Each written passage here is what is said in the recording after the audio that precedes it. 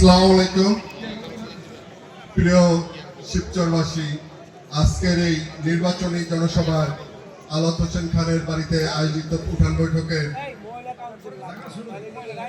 বৈঠকে আপনাদের সকলকে স্বাগত জানাচ্ছি। অনেকদিন পরে আমরা সকলে একত্রিত হয়েছি। কেমন আছেন আপনারা? আলহামদুলিল্লাহ। সর্বপ্রথমেই বলতে হয় আমাদের মাননীয় চিফ হুইপ জনাব নূর আলম চৌধুরী লিটন, তিনি একজন জহরি। তিনি জহরি দেখেই আজকে আমাদের নাদিয়া আপাকে সে পছন্দ করেছে, সে একজন হীরা বের করেছে, যার যিনি নাকি নর্ম ভদ্র এবং মিঠু চৌধুরী মিঠু ভাই, সেও ছিল একজন খুবই ভদ্রলোক।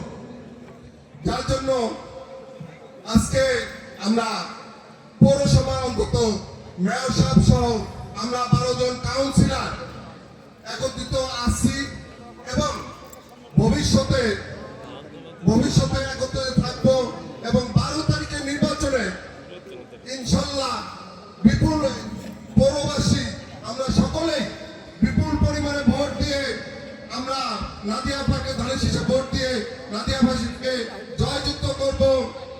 আর এই যে লিটন ভাই আমাদের যে ক্যান্ডিডেট পছন্দ করেছে নাদিয়া আপাকে ধানের শীষে ভোট দিতে বলেছে, কারো কোনো দ্বিমত নাই তো? ইনশাল্লাহ আমরা আগামী 12 তারিখে ধানের শীষে ভোট দিয়ে আমরা নাদিয়া আপাকে জয়যুক্ত করবো এবং শিবচর পৌরসভার মধ্যে সবচেয়ে বেশি ভোট দিয়ে আমরা জয়যুক্ত করবো।